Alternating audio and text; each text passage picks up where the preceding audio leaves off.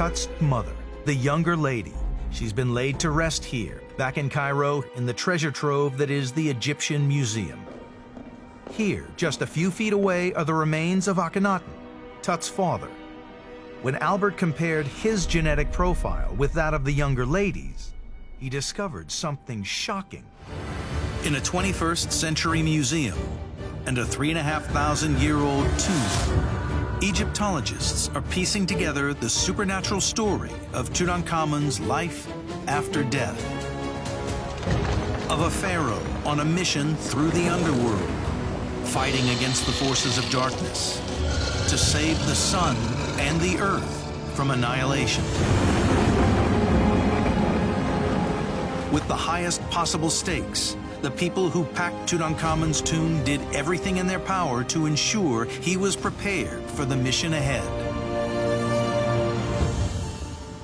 The ancient Egyptians were very big on insurance, so they had lots of safety nets in case one thing didn't work, one spell didn't work, there was a backup spell. If this got destroyed, there was another backup object. So you always had things that would help you get to where you wanted to. Egyptologists now believe this is why Tutankhamun took 5,000 objects to the afterlife. The more he took, the more chance he had of defeating the demons and overcoming the obstacles that lay ahead. But one shocking find has always perplexed archaeologists: the mummified bodies of two baby girls. Today, their fragile remains are being conserved at the Grand Egyptian Museum.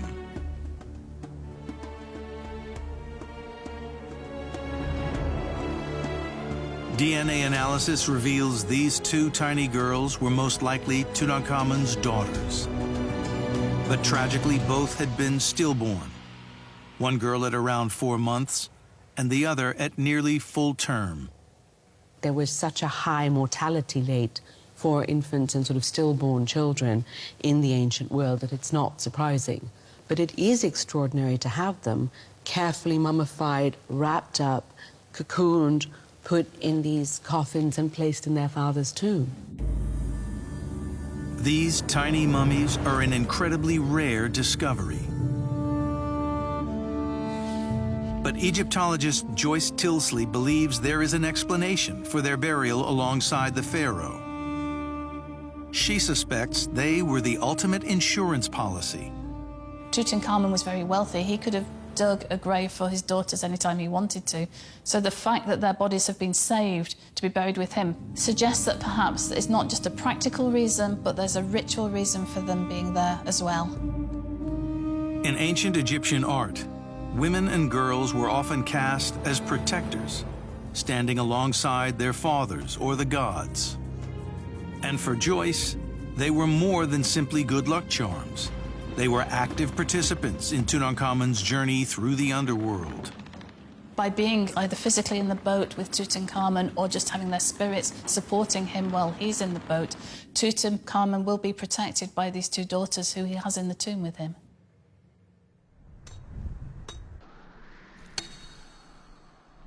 Master stonecutter Fatih Ali Hamid works on a block of Tura limestone with the kind of techniques that were first used on this site over 4,000 years ago. So that the pyramid would have smooth sides, the outer face of each block was cut to a precise angle.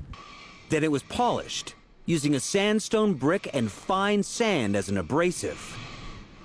It's a process that takes time, skill, and a great deal of effort. You can see how much of his body he's putting into this work, too. He's really putting absolutely all of his effort into it. ممكن أنا أزيد. Okay.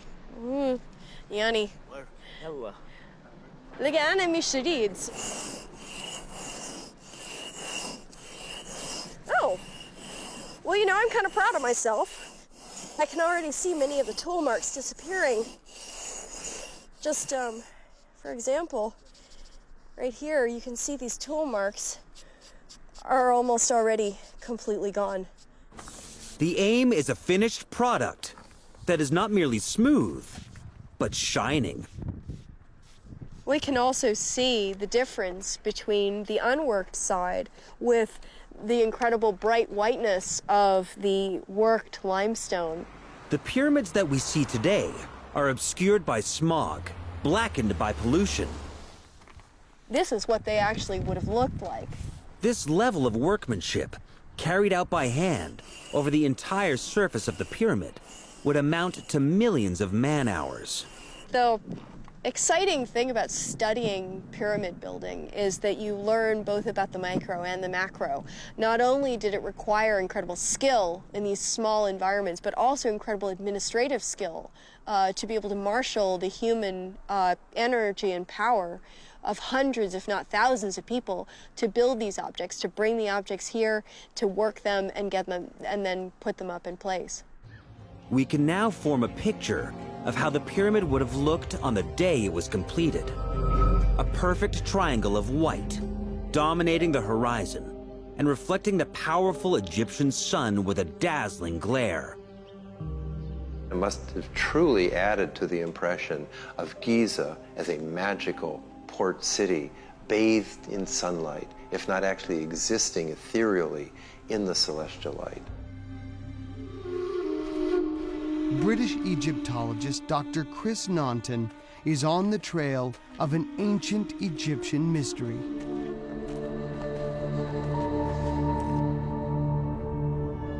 What I can see is a shaft, a deep shaft cut directly into the rock. It goes down about 20 meters, about 60 feet, and it leads to a network of tunnels.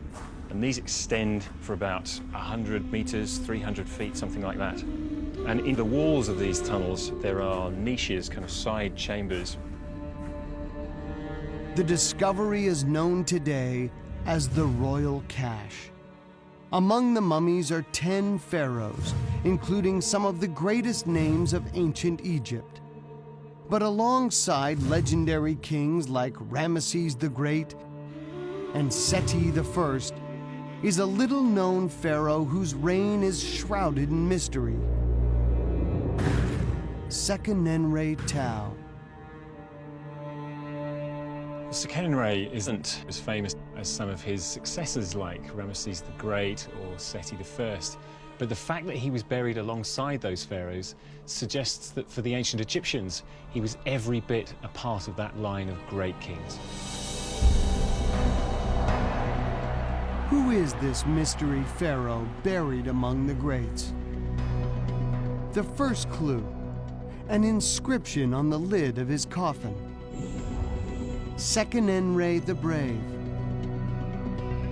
Why the brave? Hidden inside the coffin was a mummy the likes of which had never been seen before.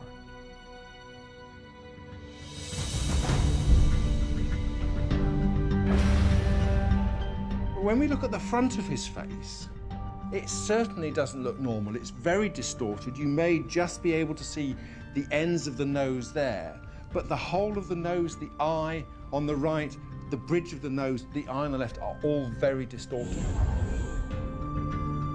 Seqenenre is unique. He's the only mummified pharaoh ever found with such violent injuries.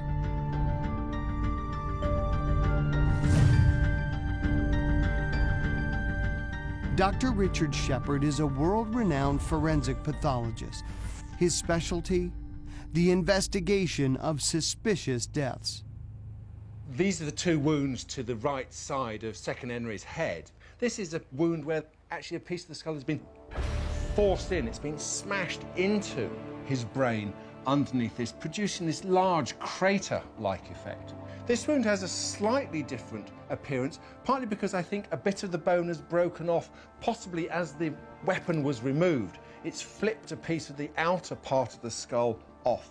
But this too has actually cut through. It's punched into the skull. A mutilated mummy with an heroic epitaph. Understanding how he died is the key to unlocking the secrets of his life. Dr. Shepard turns to the only full autopsy ever performed on the body. It was carried out 100 years ago by anatomist Elliot Smith. His conclusions? Seqenenre died from axe wounds received in battle.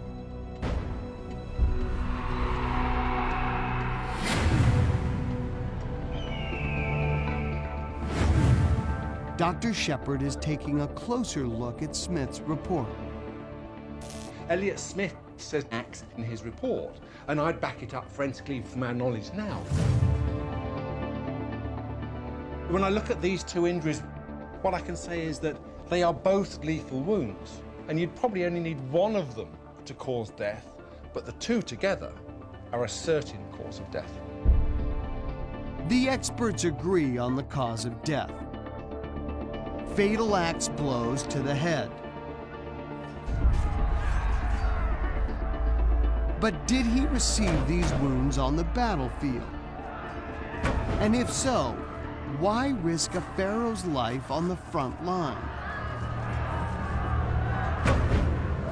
For almost a century, Tutankhamun's dazzling treasures displayed in the Cairo Museum have told the story of the boy king's short life. But now, as all of his 5,000 treasures are being brought together at the new Grand Egyptian Museum, another far stranger tale is emerging. Not of Tutankhamun's life, but of his supernatural experiences after death. The ancient Egyptians weren't obsessed with death. They were obsessed with living, and they wanted to live the best life they could, and they wanted that to continue if they could after death. Egyptologists believe this is why Tutankhamun's tomb was crammed full of everything from golden statues to simple loincloths. His tomb was a colossal supernatural suitcase, packed with everything he'd need to help him navigate the afterlife and live there forever. But what did Tutankhamun expect to find when or if he got there? For Egyptologist Salima Ikram, the answer lies in some of the smallest items discovered in his tomb. You needed to eat in the afterlife, and Tutankhamun was a teenage boy, so clearly he wanted to be well supplied.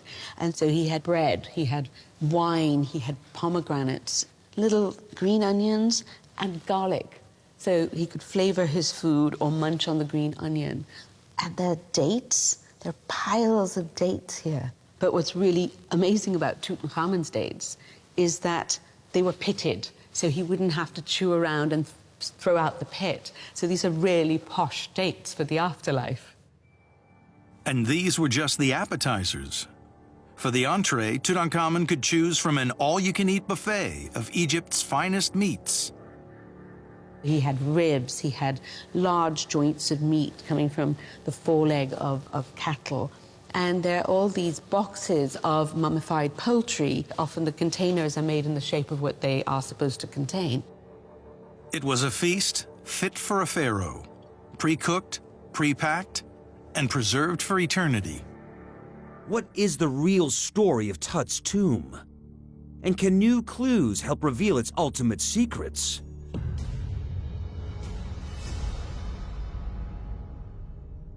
In a quest to find answers, Chris Naunton has traveled to the Valley of the Kings, where Carter made his original spectacular discovery. Inside the tomb, he notes something striking about the design. So one of the first things you notice when you enter this tomb, you come down the descending passageway and you need to take a right turn. And this is quite unusual for 18th dynasty tombs, because in most cases what you would expect of a pharaoh's tomb would be a left-hand turn. In ancient Egypt, the left was a symbol of masculinity. It was so important that the entrance to every king's tomb from Tut's dynasty involves an immediate turn to the left. The only other right-hand turn is in the tomb of Hatshepsut, a female pharaoh. So the question then is, If, in the case of the tomb of Hatshepsut, a right turn means the tomb of a female pharaoh, should we be expecting here not the burial of a male king, Tutankhamun, but a female pharaoh instead? It appears King Tut's tomb was probably built not for a man, but for a woman. The female clues do not end there. Dr. Yasmin El-Shazly sees something intriguing about them.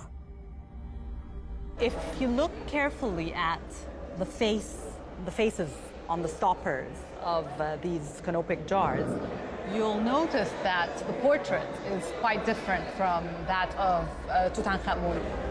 they look more feminine. Experts agree that the heads on Tut's canopic jars have features that are more like a woman than a man. And remarkably, experts are even finding female features on the most famous piece of Tut's treasure, his death mask. Normally, a king's mask would all be made out of the same materials. But Tut's mask is different. El-Shazly reveals why. The face is originally separate from the headdress, and they were welded together. So they are two different pieces. There is a further clue on the ears of the mask's headdress. The earlobes are very interesting because the ears were originally perforated. In three-dimensional art, men did not normally represent themselves with perforated ears. It suggests that the face itself did not originally belong to the rest of the headdress and that the headdress belonged to a woman.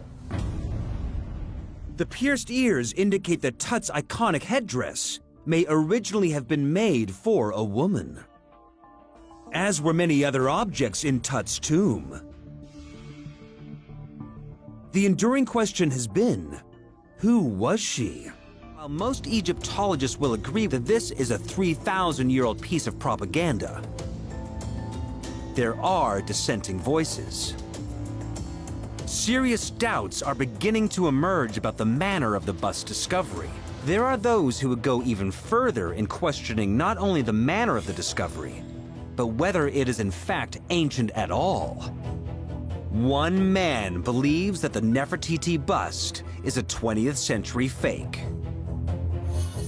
If you look at the bust, you can see a beautiful Edwardian lady done up in Egyptian makeup. Sean Greenhalgh knows fakery. In 2007, he sold this Armana statue to a UK museum for a six-figure sum. What he didn't reveal was that he'd made it himself. Greenhalgh is a convicted forger. His work has fooled experts all around the world.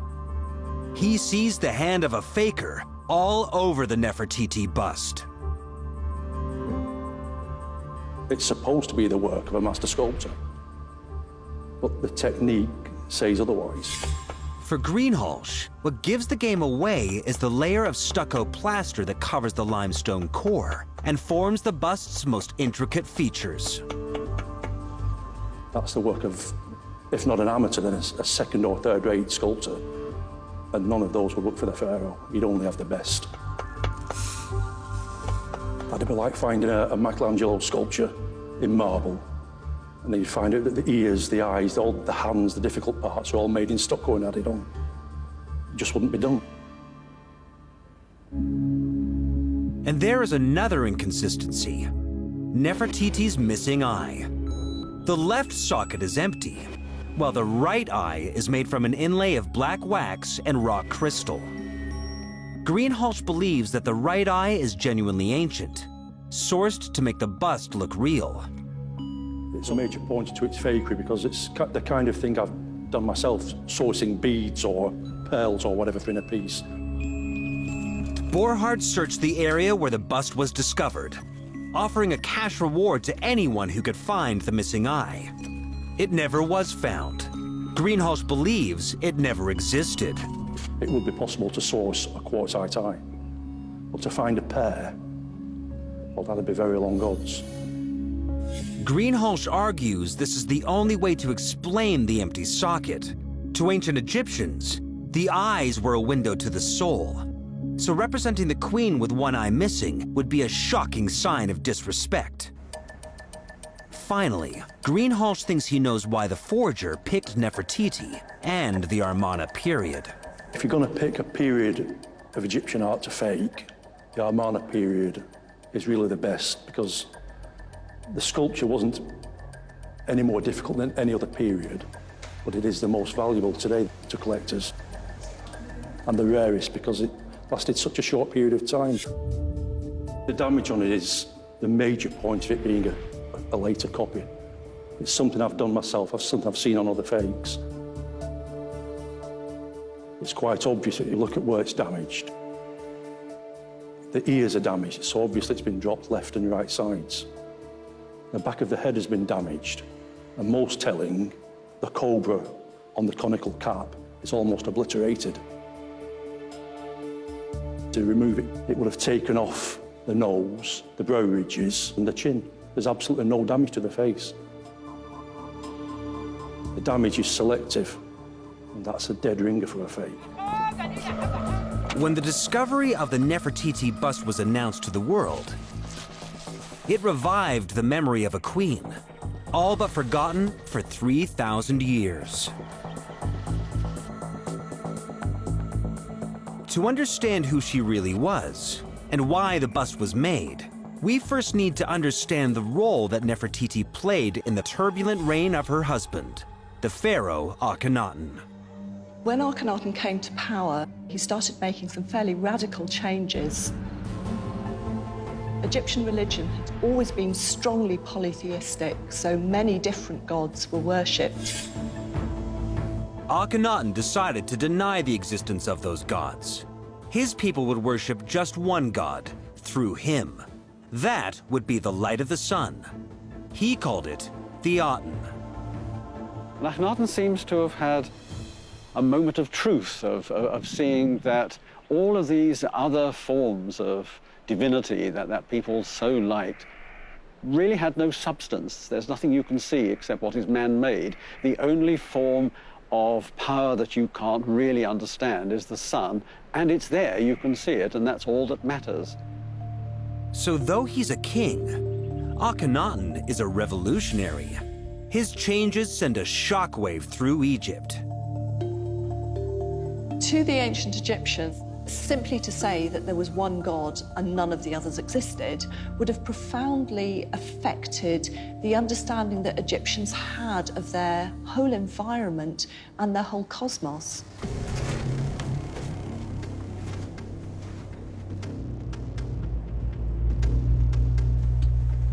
And when all this happened, Nefertiti played a central part. This is a tomb carved into one of the cliffs outside Amarna. This is a beautiful image here of Akhenaten and Nefertiti in a chariot being pulled by a galloping horse. They're both under the rays of the Aten, and they're the only ones who are receiving the Aten's blessings. Traditional Egyptian religion had functioned by pairing a male god with a female goddess, who in turn create an offspring. And that engendering ensures the recreation of the world every day. Now, with those gods abolished, Akhenaten and Nefertiti took their roles for themselves. They would be the only link between the life-giving sun god and the world of the living. So he was the male god of creation, and she is the female goddess of creation. And by coming together, as this image represents, enforce the recreation of the universe. In Cairo, Egyptologist Dr. Yasmin El-Shazly is investigating the mystery of a newly discovered pyramid. Fragments of wood found in the burial chamber have been pieced together. They form a coffin lid with a beautifully carved face. Coffins normally had features that were similar to the owner, but idealized, because that's what they would look like for eternity. The restoration has revealed something astonishing. This isn't a king. It is, in fact, a mystery woman. She's wearing the Hathor wig that was very popular during the Middle Kingdom and was only worn by women. The answer may lie with another object found in her grave. A chest, decorated with hieroglyphs. Could they reveal the mystery woman's name? What's extremely important about this chest is that we know that it belonged to a princess, because here it says Satnisu, daughter of the king, and then it would be followed by the name. The name is the most damaged area, which is very frustrating. The ancient Egyptians believed that the worst thing you could possibly do to anyone was erase their name. If we managed to find her name and say it again, then she would achieve immortality. It's not just her name that's a mystery. Discovering a princess in a pyramid is highly unusual. This kind of pyramid design is specific to a king. It's not what you'd expect a junior member of the royal family to be in. Normally, a princess would simply have a shaft tomb in a chamber at the bottom of it, which makes the whole thing a real mystery.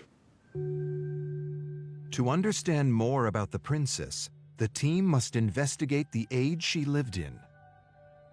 Egypt's Middle Kingdom. These models from the time give us a window into her world. Stretching from 2030 to 1650 BC, it's known as Egypt's Classical Age. It produced the first historical novel called The Story of Sinuhe, and new techniques of working with gold to create the finest jewelry of the ancient world. Locked in Cairo Museum are the treasures of another Middle Kingdom princess. We have here the crown of Princess Khnumet from Dahshur. It's made out of gold and inlaid with semi-precious stones. And here at the front, you have a branch with very, very intricate leaves and flowers.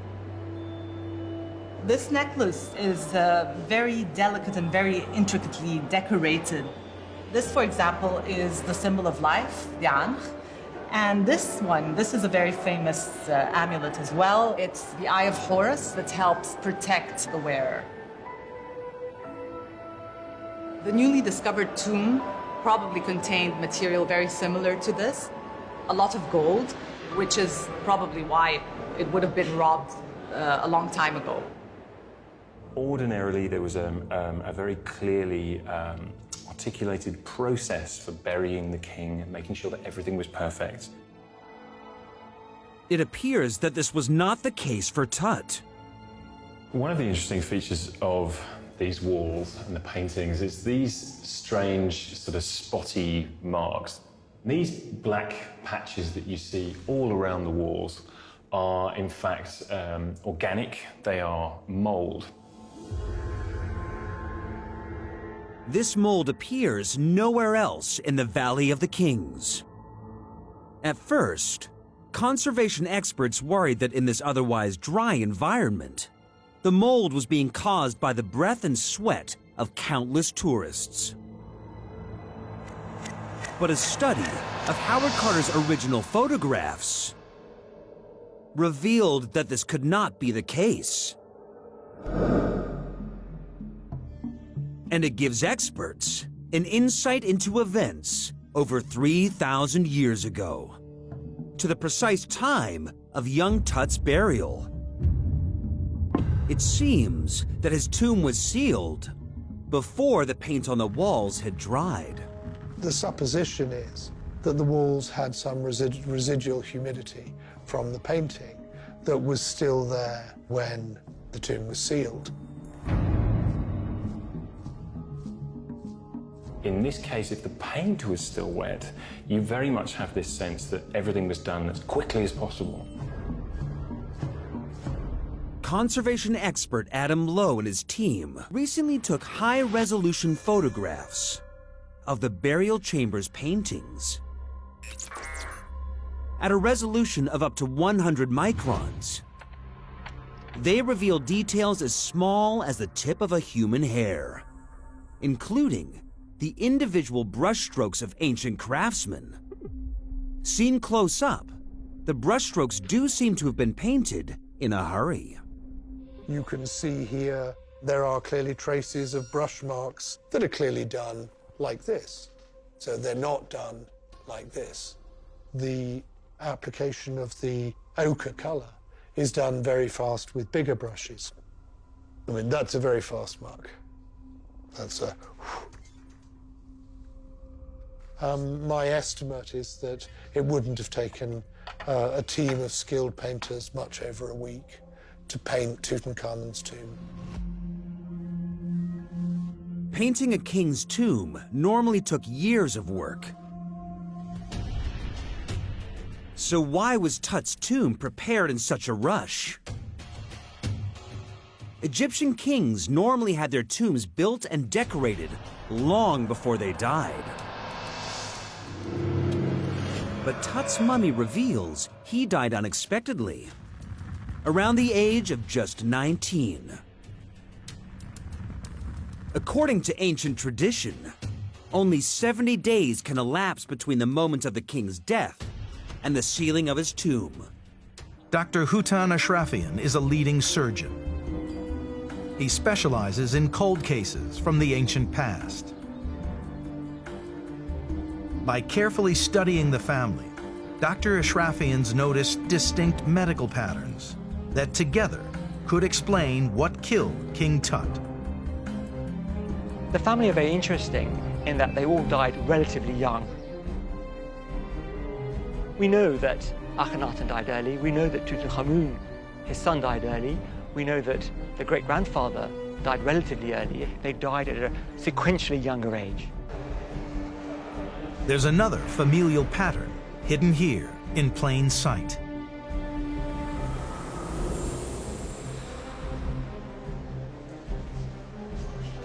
So this is Tut's dad, we think. So this is the statue of Akhenaten. Let's have a look at him. And, you know, clearly this is not a male form. It does look very feminine, wider hips. This is meant to be a pharaoh, but he doesn't look like a normal man. Several generations show the same body shape. And a recent analysis of Tut's loincloths found in his tomb reveal that his hips were also abnormally wide.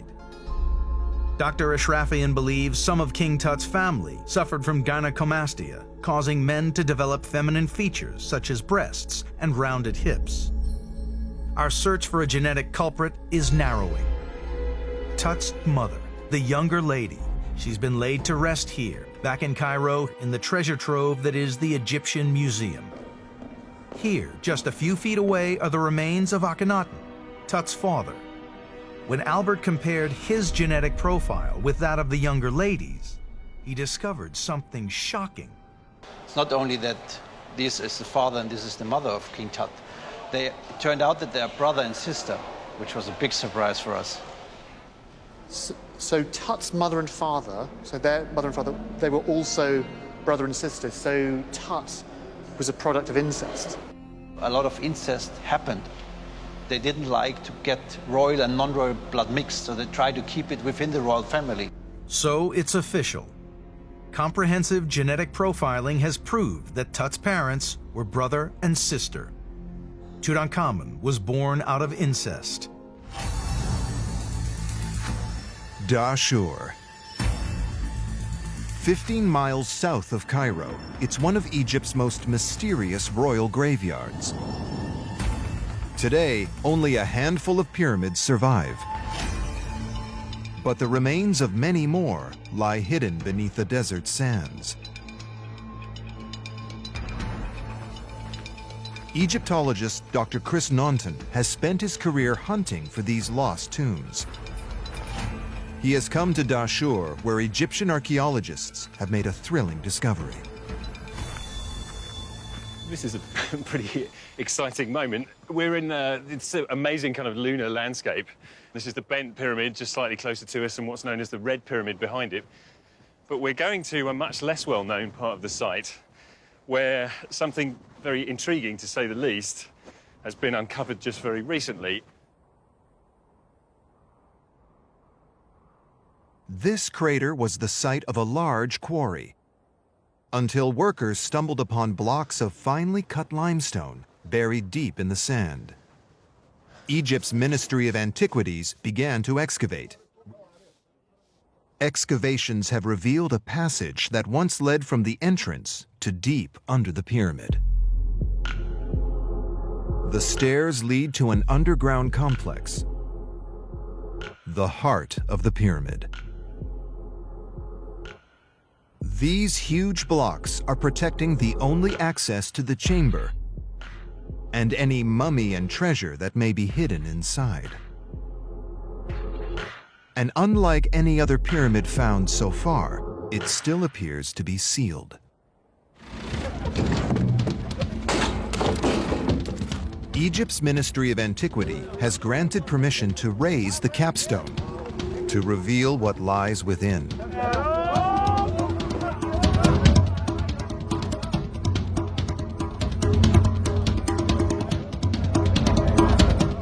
Finally, after 3 days of effort, the tomb gives up its secrets for the first time in almost 4,000 years.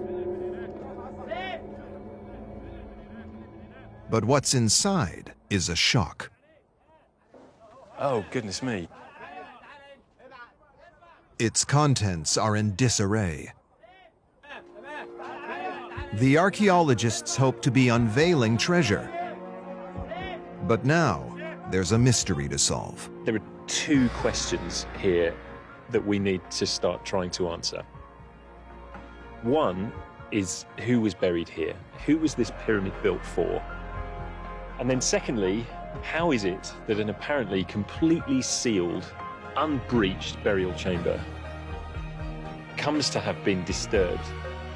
It's becoming clear they've stumbled upon an ancient crime scene. Someone got here first and robbed the burial chamber.